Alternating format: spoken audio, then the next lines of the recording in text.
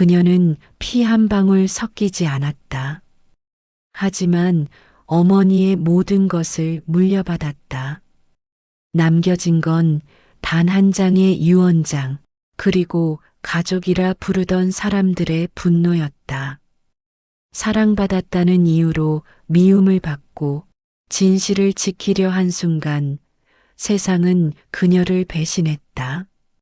그날 이후 모든 것이 뒤집혔다. 누가 진짜 가족이고 누가 탐욕의 주인인지 이제 밝혀질 차례다. 서울 외곽 한남동 언덕 위에 자리한 김윤정 회장의 저택은 오늘따라 유난히 조용했습니다. 11월의 차가운 바람이 정원의 은행나무를 흔들었고 노란 잎들이 검은 대리석 현관을 덮었습니다. 저택 안 거실의 커다란 창문으로 햇살이 비스듬히 들어왔습니다. 먼지가 빗속에서 천천히 떠다녔습니다. 김로사는 창가에 서서 정원을 바라보았습니다. 29살의 그녀는 검은색 상복을 입고 있었습니다. 긴 생머리가 어깨를 덮었고 눈가는 붉게 부어 있었습니다. 손에 든 손수건은 이미 축축했습니다. 어머니가 세상을 떠난 지 사흘째였습니다. 로사야. 뒤에서 목소리가 들렸습니다.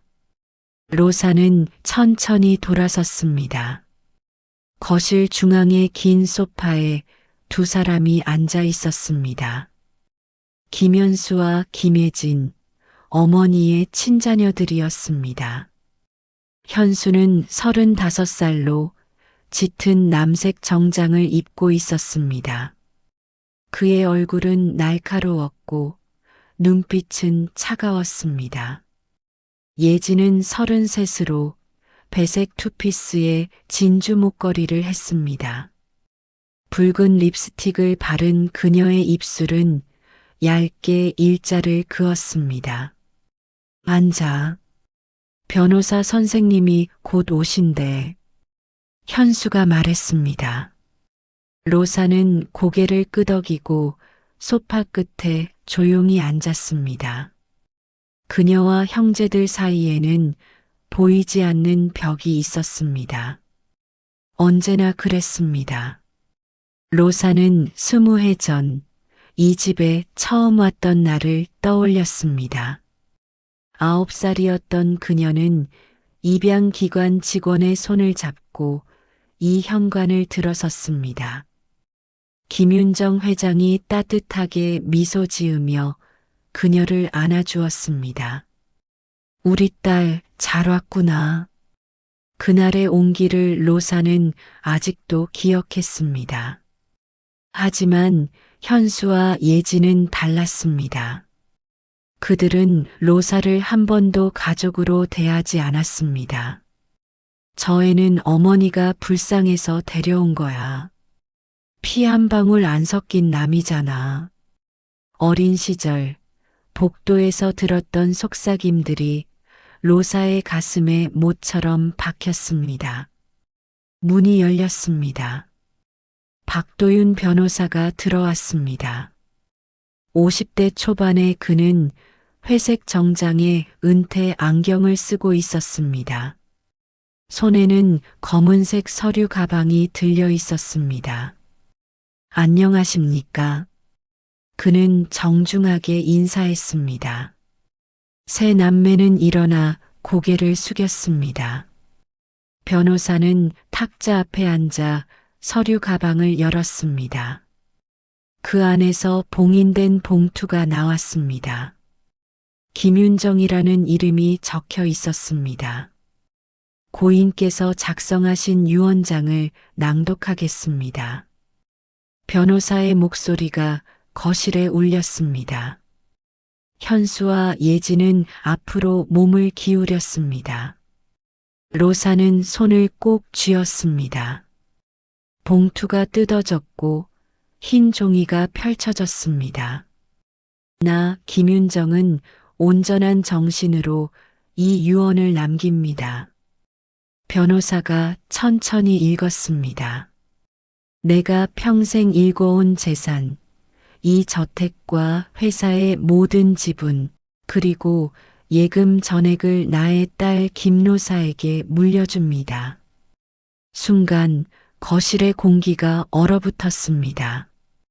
현수의 눈이 커졌습니다. 예진의 입이 벌어졌습니다. 로사는 숨을 멈췄습니다. 뭐라고요? 예진이 떨리는 목소리로 물었습니다. 다시 읽어주십시오. 현수가 자리에서 일어났습니다. 변호사는 침착하게 종이를 들어 올렸습니다. 다시 말씀드리겠습니다. 고인께서는 모든 재산을 김노사 씨에게 상속하셨습니다. 말도 안 돼. 예진이 소리쳤습니다. 그녀의 얼굴이 하얗게 질렸습니다. 그 여자는 피 한 방울 섞이지 않았어요. 친딸도 아닌데. 어머니는 정신이 흐리셨던 거예요. 현수도 목소리를 높였습니다. 이건 무효입니다. 반드시 무효로 만들 겁니다. 변호사는 고개를 저었습니다. 유언장은 법적으로 완전합니다.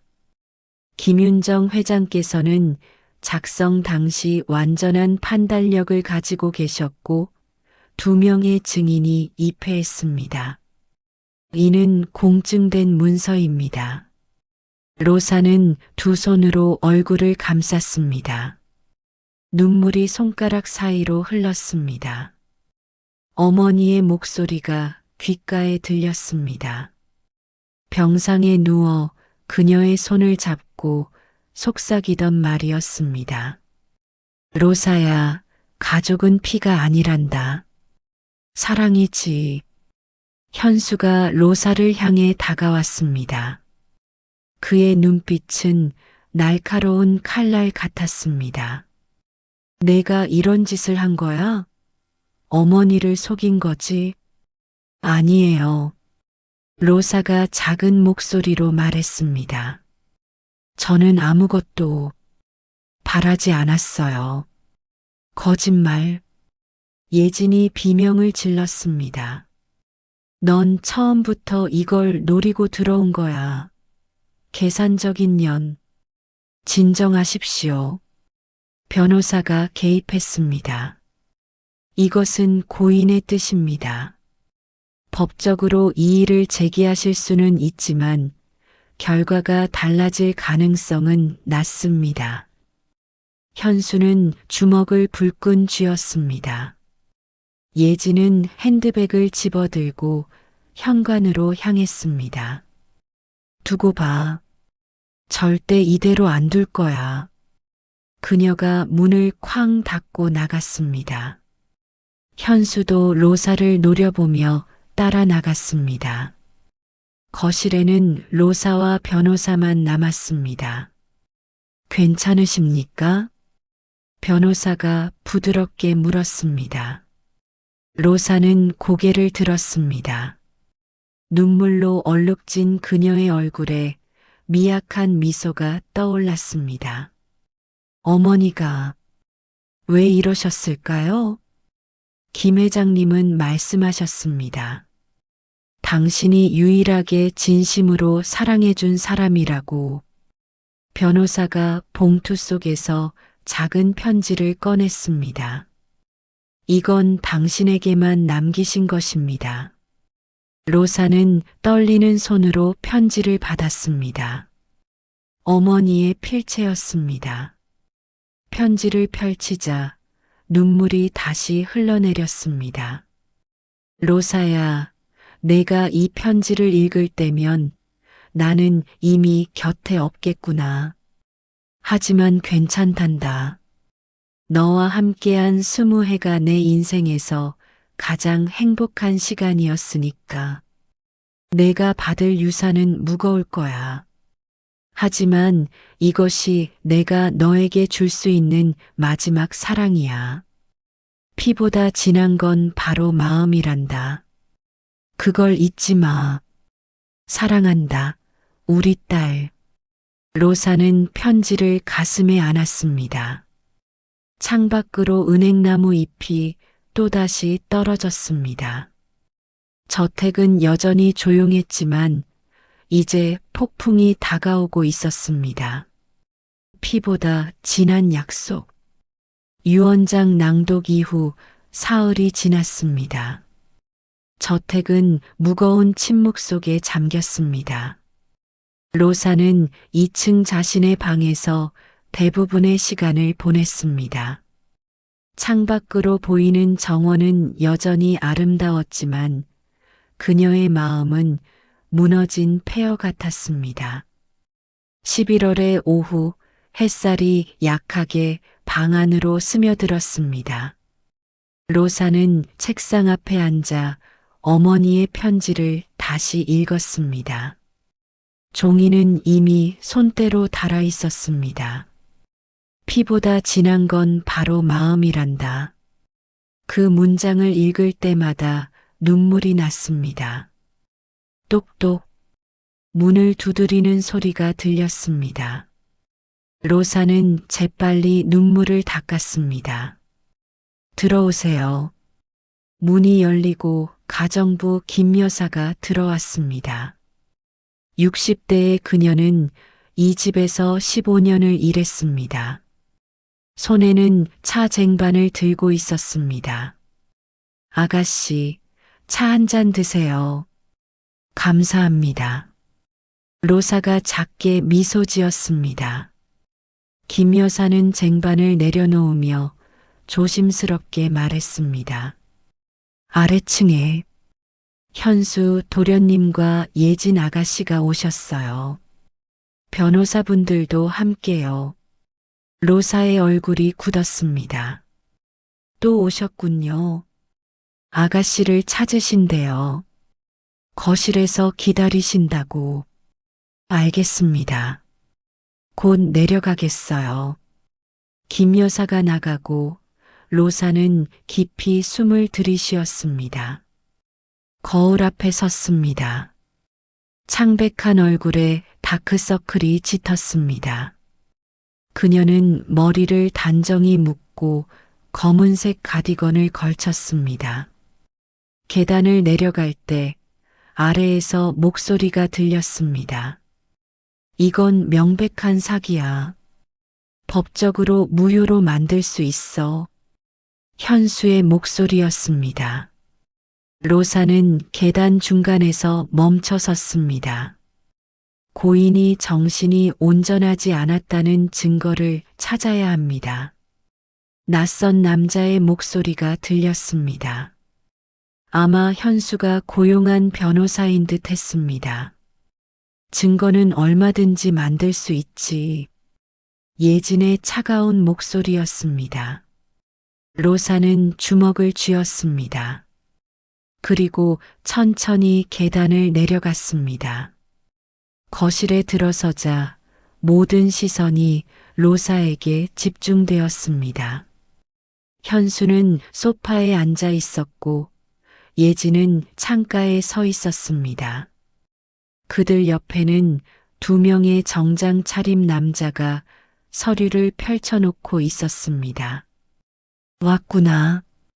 현수가 말했습니다. 그의 목소리에는 조소가 담겨 있었습니다. 앉아. 할 얘기가 있어. 로사는 그들과 마주보는 의자에 앉았습니다. 등을 꼿꼿이 세웠습니다. 무슨 일이세요? 무슨 일이냐고? 예진이 비웃었습니다. 내가 훔쳐간 우리 재산 얘기지. 저는 아무것도 훔치지 않았어요. 이건 어머니의 뜻이에요. 어머니의 뜻? 현수가 냉소를 띠며 몸을 앞으로 기울였습니다. 어머니는 마지막 1년 동안 치매 증세를 보이셨어. 병원 기록도 있고 그건 거짓말이에요. 로사가 단호히 말했습니다. 어머니는 돌아가시기 전날까지 명철하셨어요. 증거가 있어? 예진이 비꼬듯 물었습니다. 내가 어머니를 조종했다는 증거는 충분해.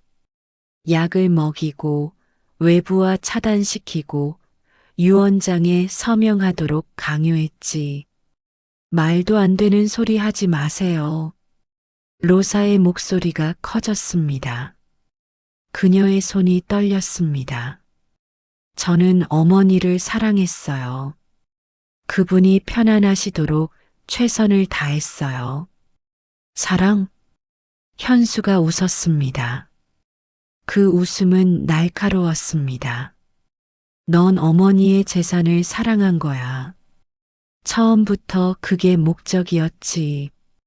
현수 옆에 변호사가 서류 뭉치를 탁자에 내려놓았습니다.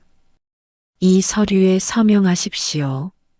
상속 재산의 70%를 친자녀들에게 양도한다는 내용입니다.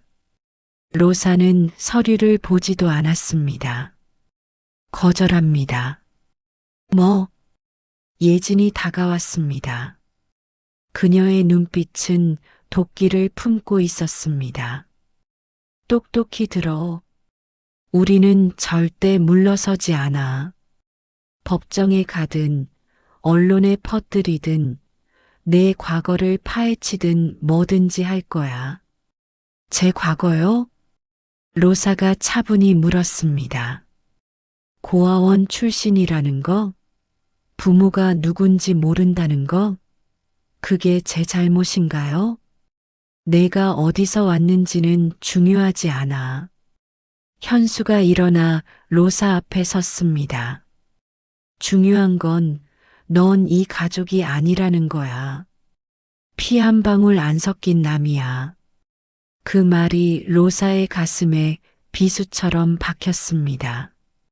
하지만 그녀는 표정을 흐트러뜨리지 않았습니다. 가족이 뭔지 아세요? 어머니는 제게 가르쳐 주셨어요.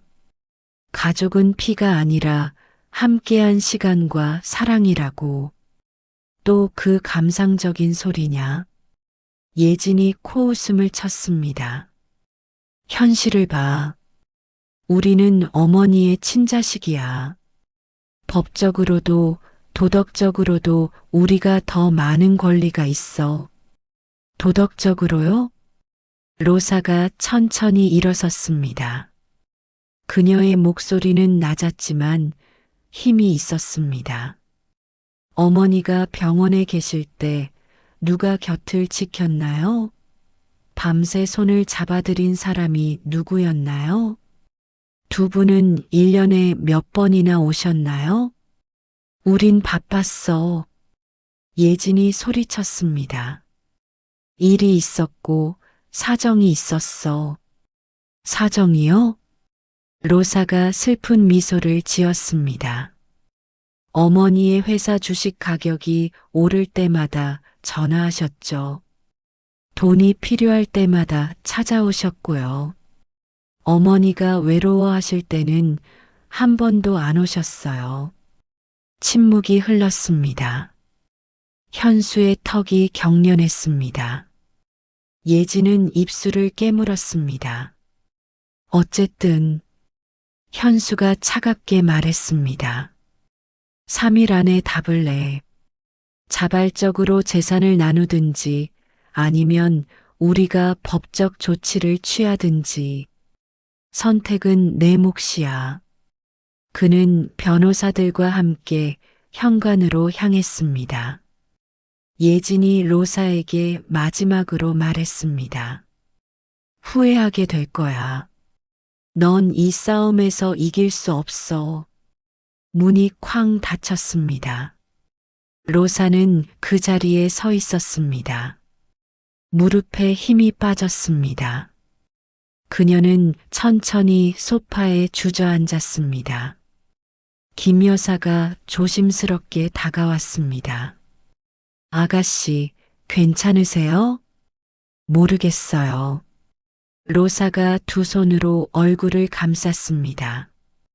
제가 뭘 해야 할지 모르겠어요. 회장님께서는 아가씨를 믿으셨어요. 그 믿음을 저버리지 마세요. 로사는 고개를 들었습니다. 창밖으로 석양이 지고 있었습니다. 하늘은 붉게 물들었습니다. 그날 밤 로사는 어머니의 방으로 갔습니다. 방문을 열자 어머니의 향수 냄새가 희미하게 났습니다. 침대는 깔끔하게 정돈되어 있었습니다. 로사는 침대 가장자리에 앉았습니다. 책상 위에 액자가 놓여 있었습니다. 어머니와 어린 로사가 함께 찍은 사진이었습니다. 로사는 9살이었고 어머니는 환하게 웃고 있었습니다. 로사는 액자를 집어들었습니다. 어머니, 그녀의 목소리가 떨렸습니다. 제가 이겨낼 수 있을까요? 이 모든 걸?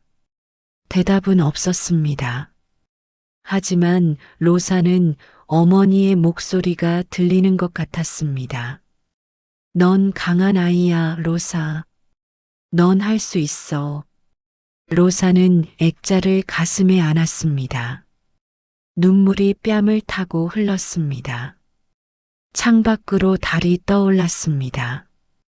차갑고 외로운 달이었습니다.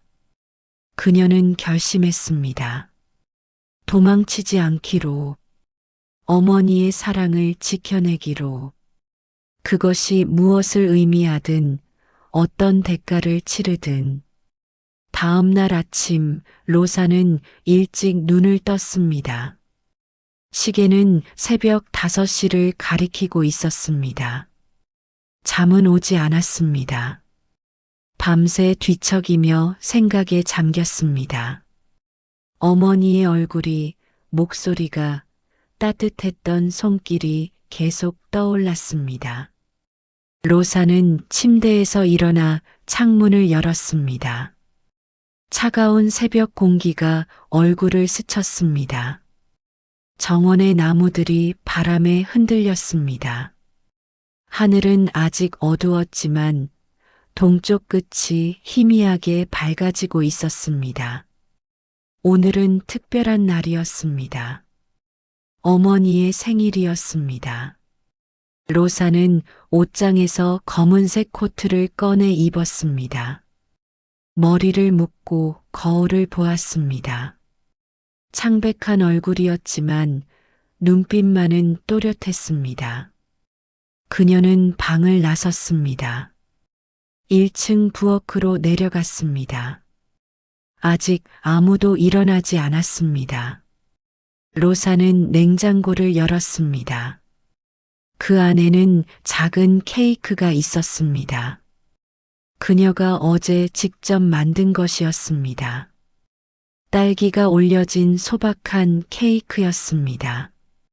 로사는 케이크를 꺼내 접시에 담았습니다. 서랍에서 촛불 하나를 꺼냈습니다. 분홍색 촛불이었습니다. 어머니가 좋아하던 색이었습니다. 그녀는 케이크를 들고 2층으로 올라갔습니다. 복도를 지나 어머니의 방 앞에 섰습니다. 손잡이를 잡았습니다. 차가웠습니다. 문을 열었습니다. 방 안은 여전히 어머니의 온기가 남아있는 것 같았습니다. 로사는 케이크를 화장대 위에 놓았습니다. 성냥을 그어 촛불에 불을 붙였습니다. 작은 불꽃이 어둠 속에서 흔들렸습니다. 로사는 침대 가장자리에 앉았습니다. 촛불을 바라보았습니다. 그리고 천천히 입을 열었습니다. 어머니, 생일 축하해요. 목소리가 떨렸습니다.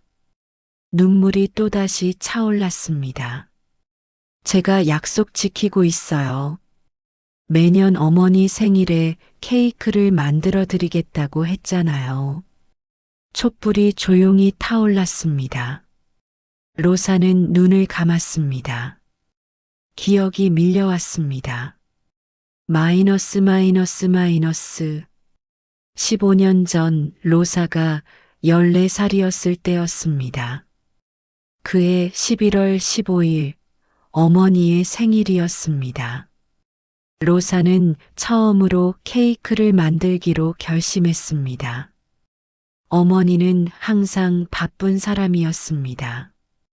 회사 일로 아침 일찍 나가고 밤늦게 돌아왔습니다. 생일에도 회의가 있었습니다.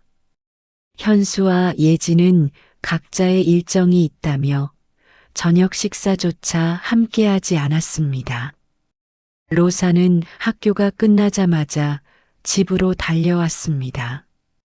부엌에서 레시피를 보며 케이크를 만들었습니다.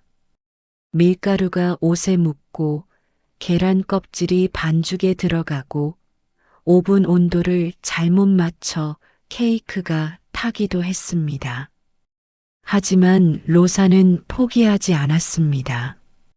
세 번째 시도 끝에 작은 케이크를 완성했습니다. 겉은 울퉁불퉁했지만 정성이 가득 담긴 케이크였습니다. 밤 9시 어머니가 돌아왔습니다. 피곤한 얼굴이었습니다. 로사는 거실에서 기다리고 있었습니다. 케이크 앞에 촛불을 켜놓았습니다. 어머니, 생일 축하해요. 로사가 환하게 웃었습니다. 어머니는 깜짝 놀란 표정이었습니다.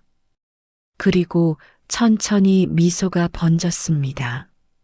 로사야, 내가 이걸 제가 직접 만들었어요. 맛은 잘 모르겠지만 어머니는 로사를 꼭 안았습니다. 따뜻한 품이었습니다. 고마워, 우리 딸. 이게 내가 받은 최고의 선물이야. 둘은 함께 케이크를 잘랐습니다. 맛은 서툴렀지만 어머니는 한 조각을 다 먹었습니다. 그리고 말했습니다. 로사야, 알고 있니? 내가 우리 집에 온 게 내 인생 최고의 축복이야. 저요? 그래. 넌 내게 진짜 가족이 뭔지 가르쳐 줬어. 피가 아니라 마음으로 이어진 가족 말이야. 로사는 그 말의 의미를 완전히 이해하지 못했습니다. 하지만 어머니의 눈빛에서 진심을 느꼈습니다. 저도 어머니를 정말 사랑해요. 나도 사랑한다, 로사. 그날 밤 둘은 밤늦도록 이야기를 나눴습니다. 어머니는 자신의 어린 시절을, 꿈을, 두려움을 이야기했습니다. 로사도 학교 이야기를, 친구들을, 미래의 꿈을 나눴습니다. 엄마, 저는 나중에 사람들을 돕는 일을 하고 싶어요. 어떤 일? 저처럼 가족이 없는 아이들을 돕고 싶어요. 저는 어머니를 만나서 행복해졌으니까 다른 아이들도 그런 행복을 느꼈으면 좋겠어요. 어머니는 로사의 손을 꼭 잡았습니다. 넌 정말 착한 아이구나. 그 꿈 꼭 이루렴. 엄마가 도와줄게. 마이너스 마이너스 마이너스. 로사는 눈을 떴습니다. 촛불은 여전히 타고 있었습니다. 눈물이 뺨을 타고 흘렀습니다. 어머니, 저 기억해요. 그날 밤 어머니가 하신 말씀들. 저에게 가족이 뭔지 가르쳐 주셨죠. 로사는 일어나서 창문으로 갔습니다. 해가 떠오르고 있었습니다. 하늘이 주황빛으로 물들었습니다. 현수 오빠와 예진 언니는 저를 가족으로 생각하지 않아요. 피가 섞이지 않았다고 남이라고 말해요. 하지만 로사는 가슴에 손을 얹었습니다. 어머니는 저를 딸이라고 불러주셨어요. 진심으로 사랑해 주셨어요. 그게 제게는 가장 큰 유산이에요. 촛불이 절반쯤 타들어갔습니다. 로사는 다시 침대로 돌아와 앉았습니다. 어머니, 저 이제 알 것 같아요. 어머니가 왜 모든 걸 제게 남기셨는지. 그녀는 주먹을 쥐었습니다. 돈이 아니었어요. 재산도 아니었어요. 어머니는 제게 책임을 주신 거예요. 사랑을 나누라고, 어머니가 하셨던 일을 이어가라고. 로사는 가방에서 어머니의 편지를 꺼냈습니다. 다시 한번 읽었습니다. 마지막 문장에 시선이 머물렀습니다. 이 재산으로 내가 꿈꾸던 일을 하렴. 가족 없는 아이들에게 가족을 만들어 주렴. 로사는 편지를 가슴에 안았습니다. 네, 어머니. 그렇게 할게요. 제가 약속드려요. 촛불이 마지막 불꽃을 태우고 꺼졌습니다. 연기가 하늘로 올라갔습니다. 창밖으로 햇살이 완전히 들어왔습니다. 방 안이 환해졌습니다. 로사는 일어섰습니다. 눈물을 닦았습니다. 그녀의 눈빛이 달라져 있었습니다. 더 이상 흔들리지 않는 눈빛이었습니다. 그녀는 방을 나섰습니다. 복도를 걸으며 결심을 다졌습니다. 싸우지 않기로. 하지만 포기하지도 않기로. 어머니의 뜻을 따르기로. 1층으로 내려갔습니다. 거실 탁자 위에 명함이 놓여 있었습니다. 박도윤 변호사의 명함이었습니다. 로사는 명함을 집어들었습니다. 그리고 휴대전화를 꺼냈습니다. 전화를 걸었습니다. 3번의 신호음 후 목소리가 들렸습니다. 여보세요, 박도윤입니다. 변호사님, 저 김로사예요. 아, 로사 씨. 무슨 일이십니까? 로사는 잠시 침묵했습니다. 그리고 천천히 확신에 찬 목소리로 말했습니다. 변호사님, 제가 결정했어요. 유산을 어떻게 할지 말씀하십시오. 전액을 기부하고 싶어요. 입양 아동들을 위한 재단을 만들고 싶습니다. 전화 너머로 놀란 침묵이 흘렀습니다. 로사 씨, 확실하십니까? 이건 엄청난 금액입니다. 일단 생각을 좀 더. 확실해요. 로사가 단호하게 말했습니다. 이게 어머니가 원하신 거예요. 그리고 제가 원하는 거예요. 알겠습니다. 그럼 서류를 준비하겠습니다. 내일 사무실로 오시겠습니까? 네. 내일 오전에 갈게요. 전화를 끊었습니다. 로사는 창밖을 바라보았습니다. 정원의 나무들이 햇살을 받아 빛났습니다.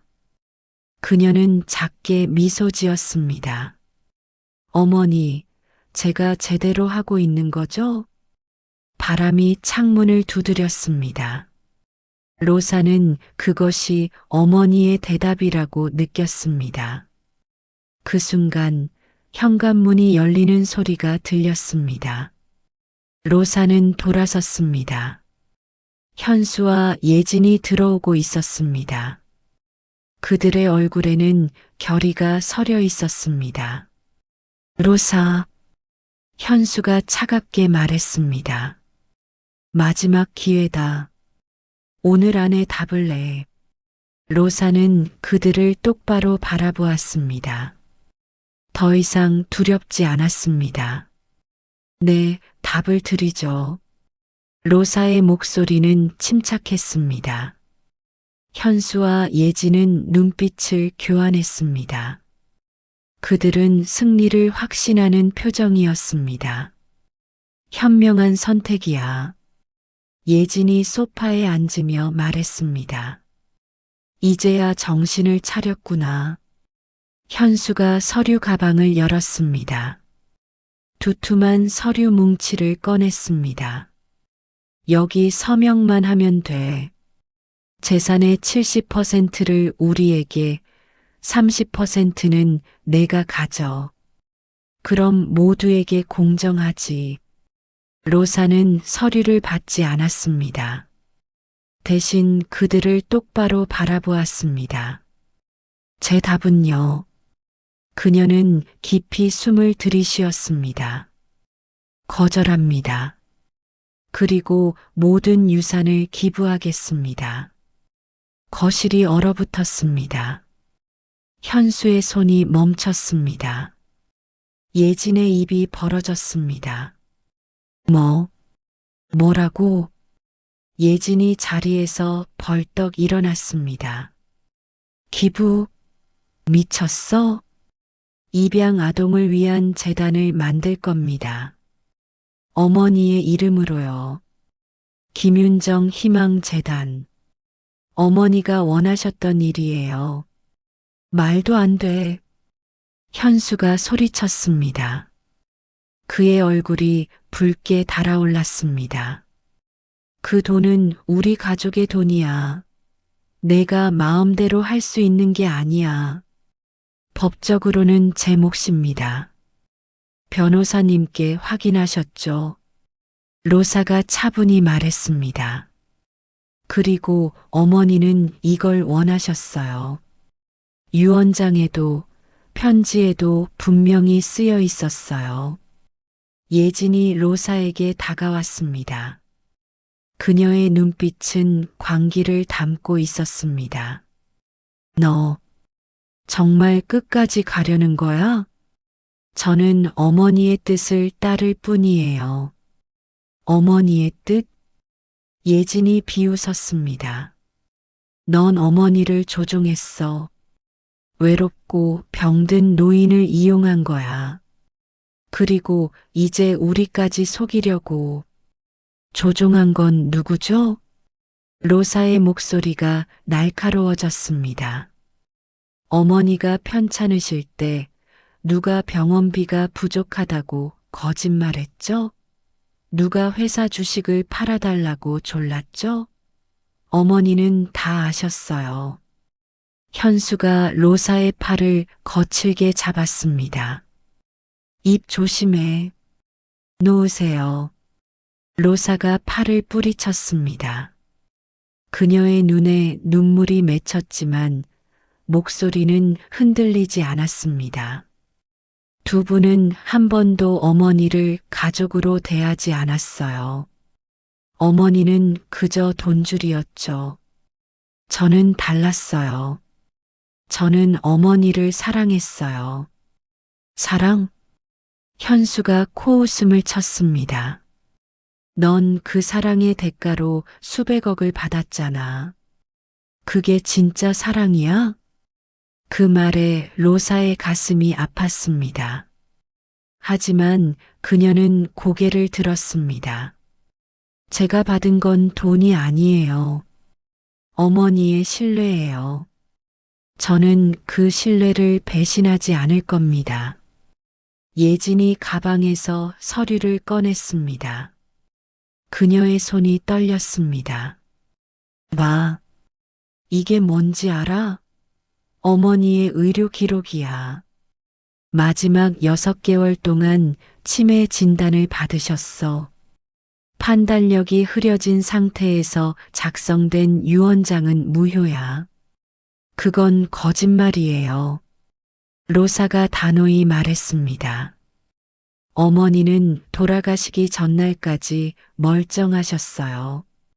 담당 의사 선생님도 증언하실 수 있어요. 의사? 현수가 냉소했습니다. 의사는 돈으로 살 수 있어. 증인도 마찬가지고.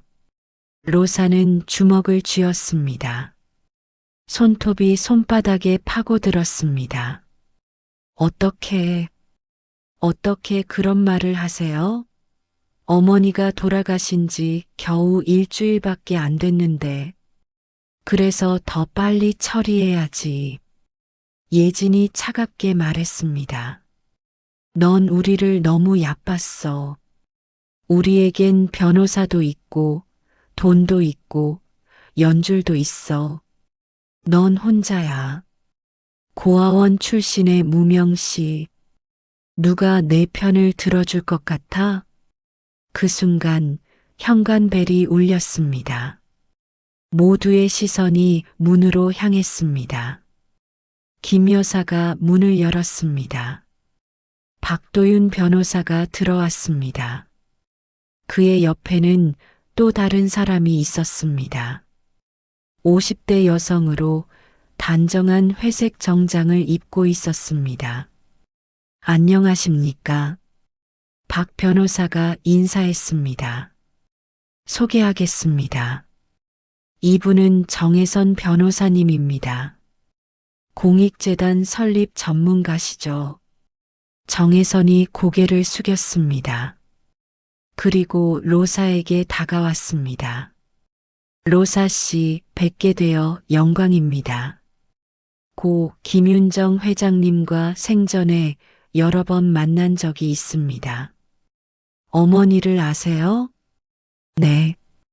회장님께서는 3년 전부터 입양재단 설립을 준비하고 계셨습니다. 저와 여러 차례 상담하셨죠. 현수와 예진의 얼굴이 굳었습니다.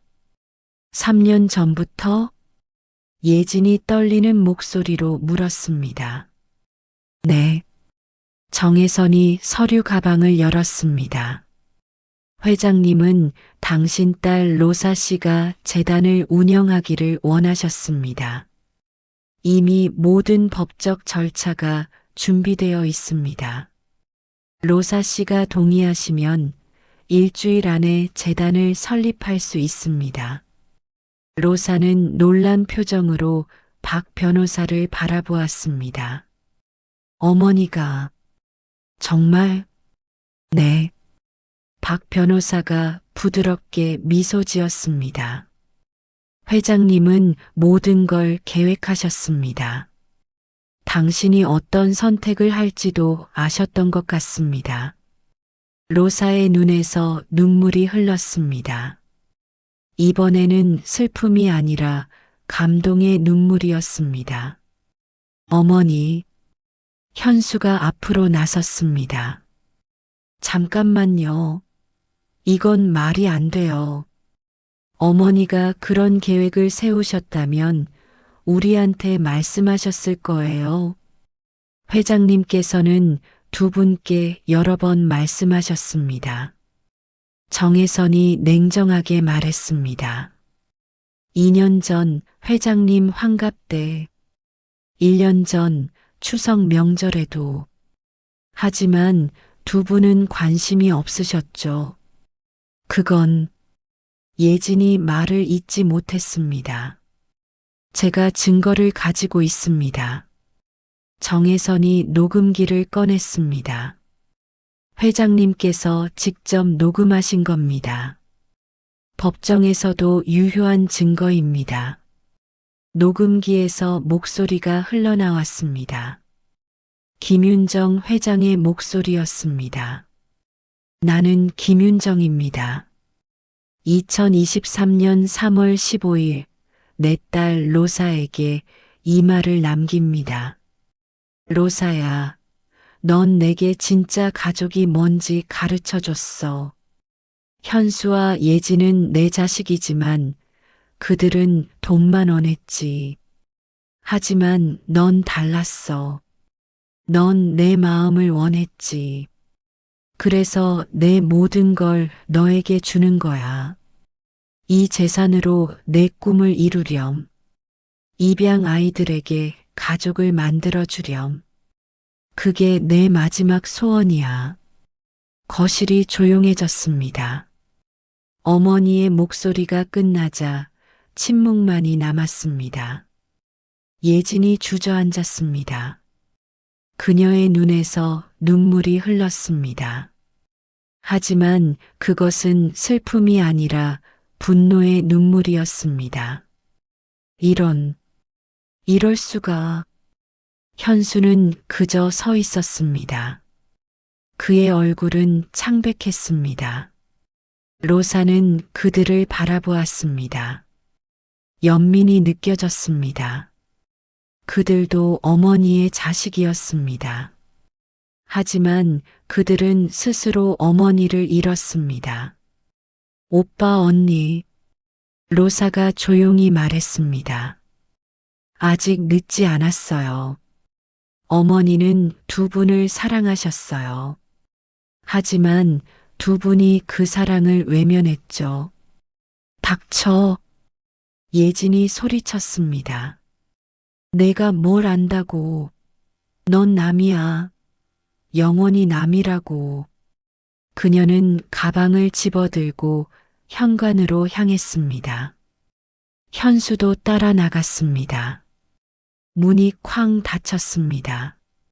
로사는 그 자리에 서 있었습니다. 가슴이 답답했습니다. 승리한 것 같지 않았습니다. 그저 슬펐습니다.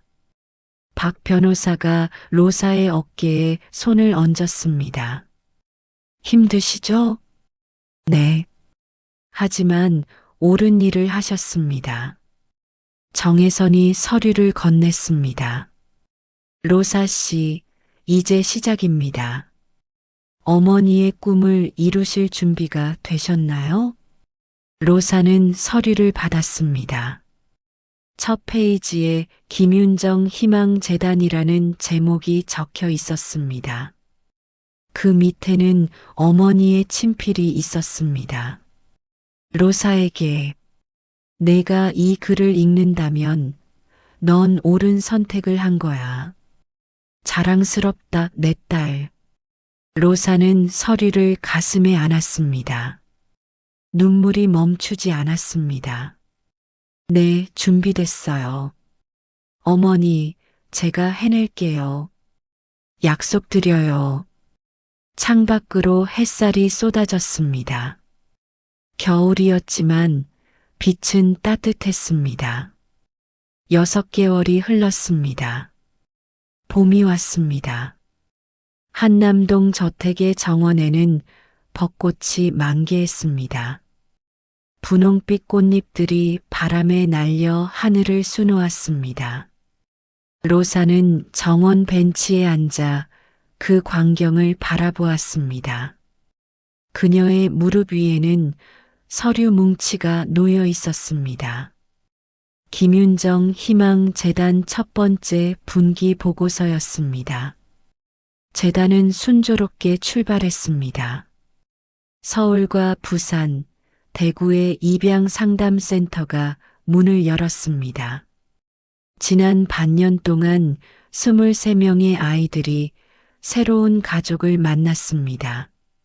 로사는 각 가정을 직접 방문했습니다. 아이들의 웃는 얼굴을 보았습니다.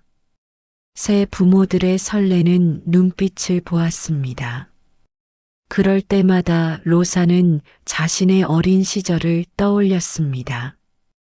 9살의 자신이 이 집 현관에 처음 섰던 날을, 김윤정 회장이 따뜻하게 안아주던 순간을, 그 온기가 자신의 인생을 바꿨습니다.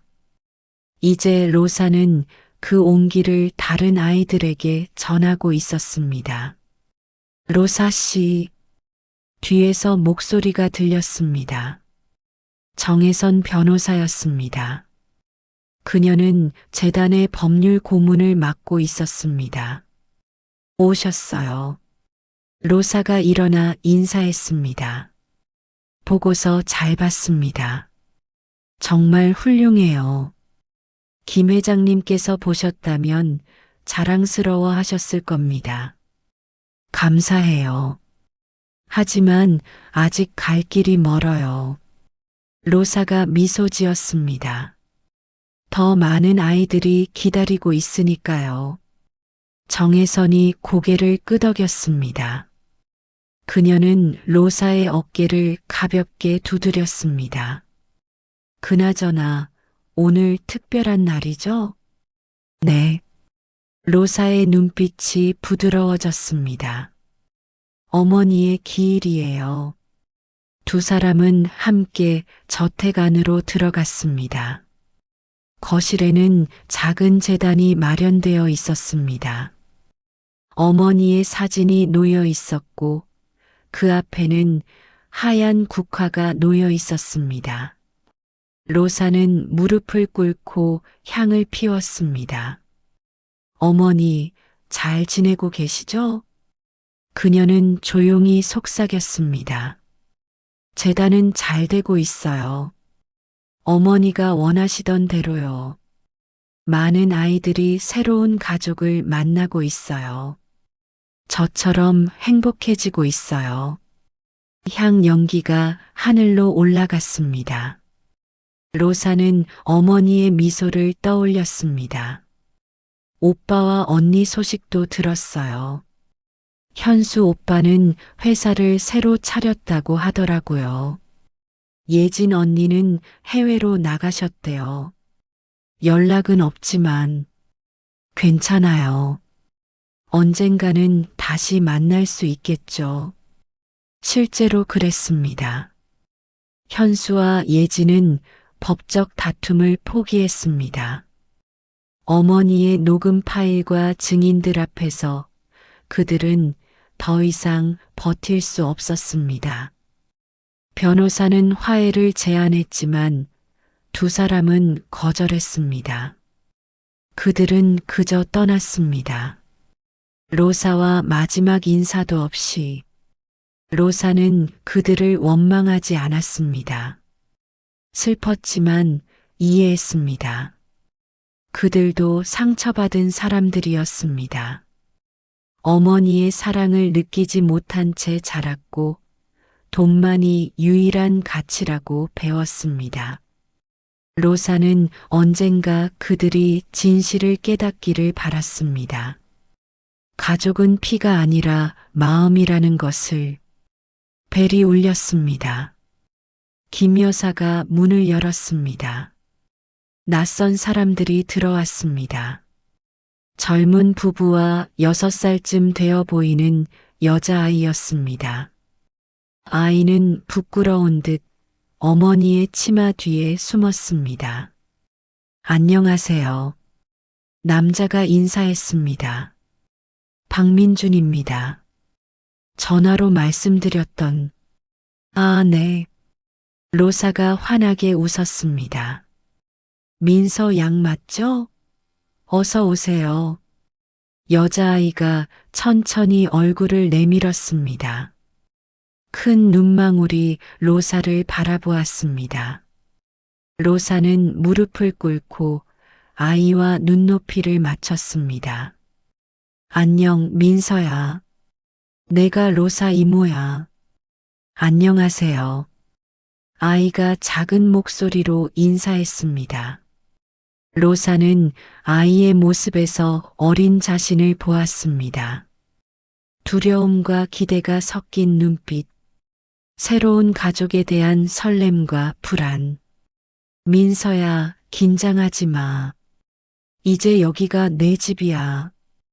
이분들이 내 새로운 엄마 아빠시고. 아이는 새 부모를 올려다보았습니다. 여자가 아이의 손을 잡았습니다. 민서야, 우리 함께 행복하게 살자. 약속할게. 아이의 눈에서 눈물이 흘렀습니다. 하지만 그것은 기쁨의 눈물이었습니다. 로사도 눈물이 났습니다. 입양 절차를 마친 후 새 가족은 떠났습니다. 로사는 현관에서 그들을 배웅했습니다. 민서가 차에 타기 전에 뒤돌아보며 손을 흔들었습니다. 로사도 손을 흔들었습니다. 잘 가, 민서야. 행복해. 차가 사라지고 로사는 정원으로 돌아왔습니다. 해가 저물고 있었습니다. 하늘은 주황빛과 보라빛으로 물들었습니다. 로사는 벤치에 앉아 하늘을 바라보았습니다. 어머니, 보셨어요? 또 한 아이가 가족을 만났어요. 바람이 불었습니다. 벚꽃잎이 또다시 날렸습니다. 로사는 손을 뻗어 꽃잎 하나를 받았습니다. 분홍빛 꽃잎이 손바닥 위에서 흔들렸습니다. 저는 이제 알아요. 어머니가 제게 남기신 게 뭔지. 그녀는 꽃잎을 하늘로 날려보냈습니다. 돈이 아니었어요. 집도 회사도 아니었어요. 어머니는 사랑을 남기셨어요. 선택하는 사랑, 나누는 사랑. 로사는 일어섰습니다. 저택을 돌아보았습니다. 이 집은 이제 더 이상 그녀만의 공간이 아니었습니다. 재단의 본부가 되었고, 상담실이 되었고, 아이들이 찾아오는 희망의 장소가 되었습니다. 어머니, 감사해요. 제게 이 모든 걸 가르쳐 주셔서. 그녀는 저택 안으로 들어갔습니다. 2층 어머니의 방으로 향했습니다. 방은 여전히 그대로였습니다. 로사는 이 방을 건드리지 않았습니다. 어머니의 흔적을 그대로 두고 싶었습니다. 책상 위에 액자를 집어들었습니다. 어머니와 어린 로사의 사진. 둘은 환하게 웃고 있었습니다. 로사는 액자를 쓰다듬었습니다. 어머니, 저 잘하고 있죠? 대답은 없었습니다. 하지만 로사는 느낄 수 있었습니다. 어머니가 미소 짓고 있다는 것을, 자랑스러워하고 있다는 것을. 창밖으로 첫 별이 떠올랐습니다. 로사는 창가에 섰습니다. 별을 바라보았습니다. 현수 오빠, 예진 언니. 그녀는 조용히 중얼거렸습니다.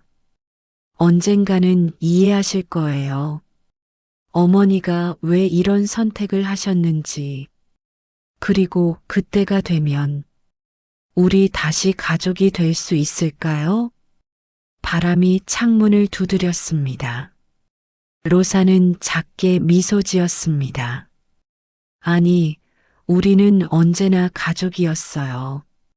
피로 이어진 가족은 아니지만 같은 사람을 사랑했던 가족.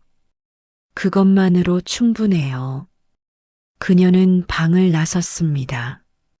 계단을 내려가며 생각했습니다. 내일은 새로운 입양 가족 면담이 있었습니다. 다음 주에는 대전의 새로운 센터가 문을 엽니다. 해야 할 일이 많았습니다. 하지만 로사는 두렵지 않았습니다. 어머니가 함께 있었으니까. 마음속에, 기억 속에, 그리고 이 모든 일 속에 어머니가 살아 있었으니까. 1층 거실에서 김 여사가 저녁 식사를 준비하고 있었습니다. 아가씨, 식사하세요. 네, 곧 갈게요. 로사는 재단 앞에 다시 섰습니다. 어머니의 사진을 바라보았습니다. 어머니, 오늘도 수고 많으셨어요. 저도 열심히 살게요. 어머니가 자랑스러워할 수 있도록. 그녀는 고개를 숙여 절을 올렸습니다. 그리고 일어서서 식탁으로 향했습니다. 창밖으로 밤이 깊어갔습니다. 하지만 저택 안은 따뜻한 빛으로 가득했습니다. 로사는 홀로 저녁을 먹었지만 외롭지 않았습니다. 어머니가 있었고, 희망이 있었고, 사랑이 있었으니까. 식사를 마치고 로사는 서재로 갔습니다. 책상 위에는 어머니의 일기장이 놓여 있었습니다. 로사는 아직 다 읽지 못했습니다. 조금씩 천천히 읽고 있었습니다. 어머니와의 대화를 이어가듯이 오늘은 마지막 페이지를 펼쳤습니다. 어머니가 세상을 떠나기 이틀 전에 쓴 글이었습니다. 오늘 로사가 내 손을 잡고 말했다. 엄마 사랑해요. 그 말을 들으며 생각했다. 내 인생은 성공적이었다. 돈을 많이 벌어서가 아니라 진짜 딸을 만났기 때문이다. 로사야, 내가 이 글을 읽을 때쯤이면 나는 없겠지. 하지만 괜찮다. 너는 충분히 강하니까. 그리고 너는 이제 알 거야. 가족은 피가 아니라 선택이고 사랑이고 희생이라는 것을. 나는 너를 선택했고 사랑했고 너를 위해 모든 걸 주었다. 그게 내 자랑이야. 고마워, 내 딸. 영원히 사랑한다. 로사는 일기장을 덮었습니다. 눈물이 흘렀습니다. 하지만 이번에는 슬픔만이 아니었습니다. 감사함이었고 사랑이었고 약속이었습니다. 어머니, 저도 사랑해요. 영원히. 그녀는 일기장을 가슴에 안았습니다. 그리고 창밖을 바라보았습니다. 별들이 빛나고 있었습니다. 무수히 많은 별들이 하늘을 수놓았습니다. 로사는 그중 가장 밝은 별 하나를 찾았습니다. 어머니라고 생각했습니다. 어머니, 저 별처럼 저도 누군가에게 빛이 될게요. 어머니가 제게 그러셨던 것처럼. 바람이 불었습니다. 나무들이 속삭였습니다. 그것은 어머니의 대답 같았습니다. 로사는 미소 지었습니다. 그리고 서재에 불을 끄고 나왔습니다. 저택은 조용했지만 사랑으로 가득했습니다. 피보다 진한 사랑, 선택의 사랑, 희생의 사랑, 그것이 김윤정이 남긴 진짜 유산이었습니다. 그리고 김로사가 이어갈 약속이었습니다. 구독과 좋아요는 이야기 극장의 불을 밝히는 한 알의 촛불입니다. 그 불빛 아래 다음 이야기가 계속 펼쳐집니다. 오늘 하루도 마음이 평안하시길 바라며 함께 해주신 여러분, 진심으로 고맙습니다.